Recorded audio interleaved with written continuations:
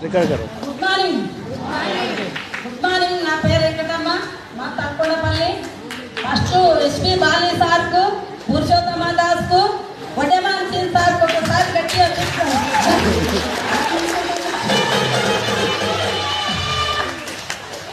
అయితే నాకు మోకాళ్ళు అసలు కూర్చోనీక రాకపోయేది, లేవనీక రాకపోయేది.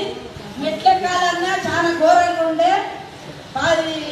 ఎన్ని పాక్సాయిలు ఆమ్లా అలవేలా గానోడార్మా వేసుకున్న నేను సంవత్సరం అయింది. నేను ఇళ్ళకి వచ్చి నా టీము పెరుగుతుందా పెరగదా కానీ నా ఎంత అయితే పెరిగింది.